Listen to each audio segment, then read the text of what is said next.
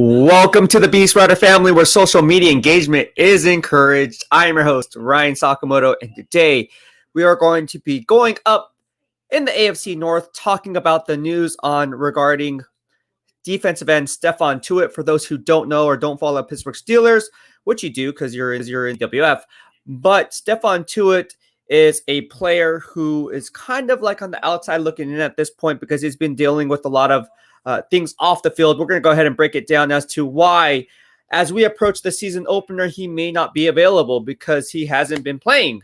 And so how that is going to impact the Pittsburgh Steelers defensive front seven moving forward, and the interchangeable parts and how they're going to have to cope with the potential loss of losing Stephon Tuitt to undisclosed injury, but also he's dealing with some off-field stuff as well. So we're going to go ahead and break it down. And again, thank you to each and every one of you for subscribing to my channel. Just be sure to turn on and flip on the bell notifications so you get notified when I go live or when I upload content.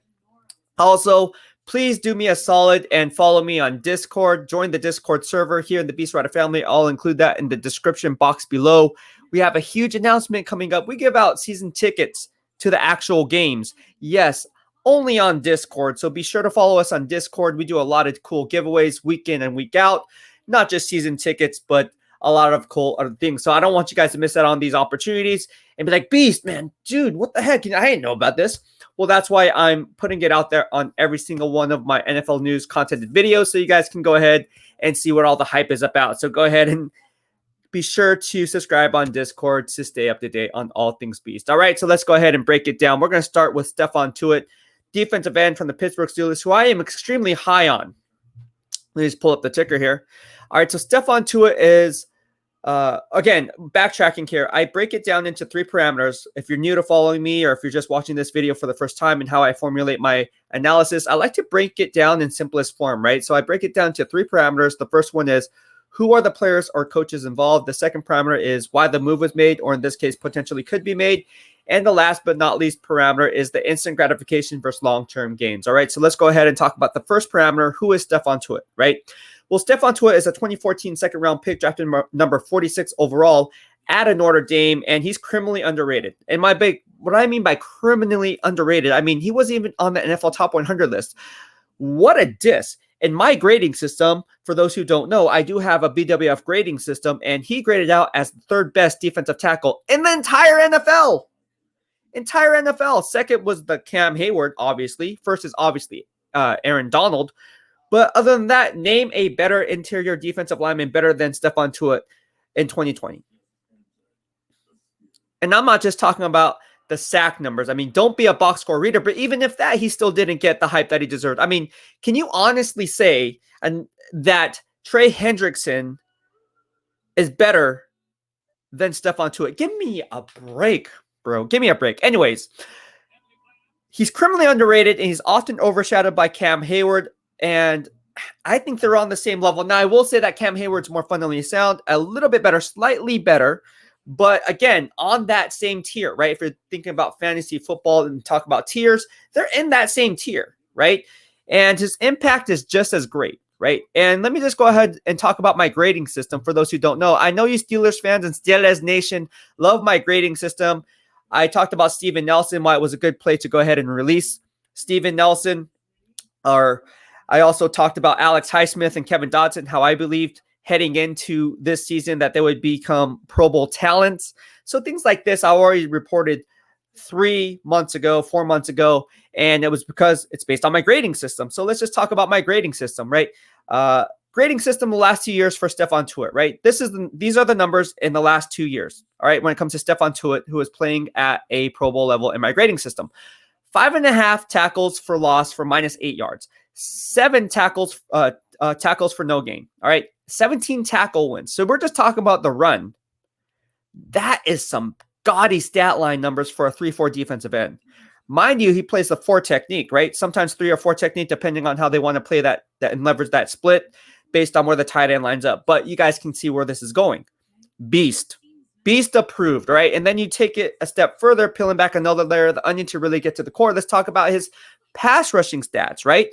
For a 3-4 defensive end, 14.5 sacks in the last 2 years. Mind you, he missed 10 games, which we're going to talk about a little bit later, but he missed 10 games in 2019 due to a torn pec.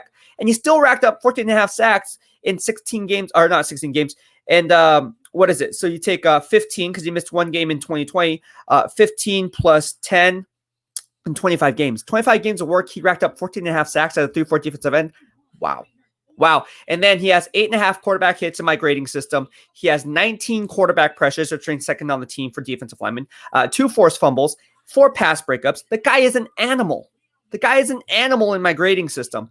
And then when you take that a step further, again, let's peel back the second layer of the onion to get to the core. When I formulate my grading system, it's out of a 10. I don't rely on PFF. I think PFF is kind of That's why I have my own grading system. It checks out. You guys can see what I had to say on Twitter. And for those Steelers fans who follow me on Twitter, when I used to cover the Pittsburgh Steelers for Sports Illustrated, you would know my grading system is spot on. But anyways, here we go.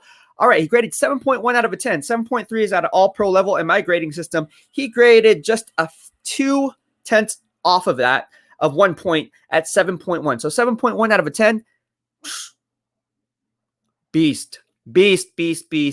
And again, he had that torn pec in 2019, bounced back in a big way in 2020 by grading out as a 6.9 in 2020. So he received my vote for PFWA, First Team All-Pro. If you guys are wondering what the heck PFWA is, it stands for Pro Football Writers Association. So I have year-end voting rights for MVP, Rookie of the Year, Offensive Player of the Year, Defensive Player of the Year, Defensive Rookie of the Year, First Team All-Pro, and all NFC, all AFC teams, among other things, Most Improved, things like that. Okay, so without further ado, that's who got my vote. Unfortunately, Stephon Tuitt did not get in as a First Team All-Pro in the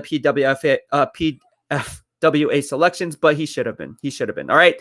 So the grading system checks out. You guys know, if you guys are Steelers fans, what I'm talking about. Stephon Tuitt is criminally underrated. But now let's talk about the timetable for his return, right? So why are we talking about Stephon Tuitt in the first place? Pull up that ticker. No one can replace Tuitt based on my grading system, right?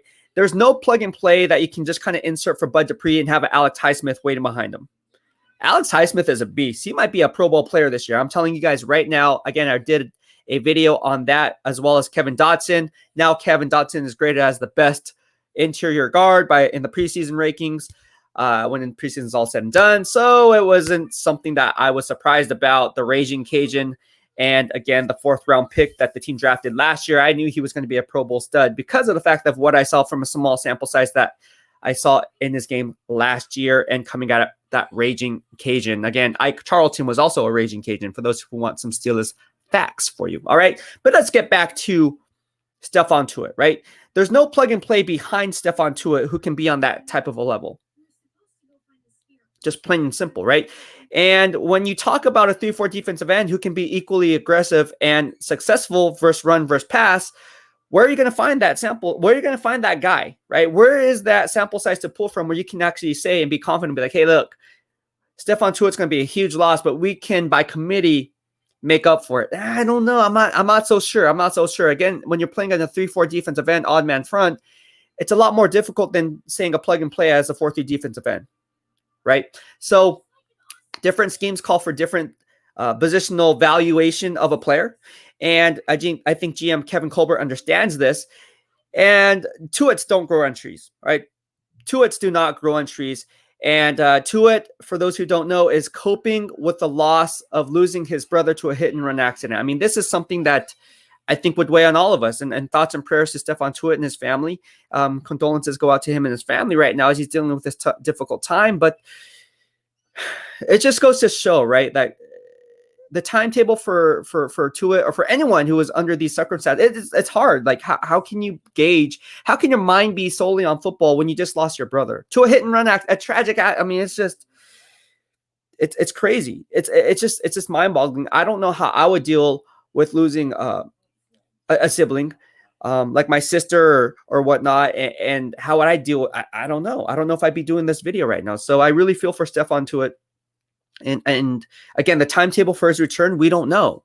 The Steelers Nation don't know. But what we do know is we have to move on in terms of kind of preparing ourselves for what could be, right? If he's not available because he's not in game shape, right? He's not in game shape. So the mind-muscle connection that I always talk about has to be kind of retrained, right? Because when you take that much time off And over the course of the years as a 2014 rookie, and then being acclimated to how your body is going to react in certain times of the year, you're going to want to make sure that you're not thrown into the fire from the straight out of the gates, because that's how you can develop injuries, because the mind-muscle connection, the muscle memory is not on point and not what you're accustomed to seeing year in and year out. So again, the long-term game here is we don't know what's going to happen with Stephon Tuitt, but what we do know is Stephon Tuitt is on the outside looking in. So let's look at the instant gratification, the third parameter, versus long-term gains. Make sure it's pulled up there. Okay, so again, Steelers Nation, you guys know this. If you stay on top of the defensive line news on the defense side of the football, that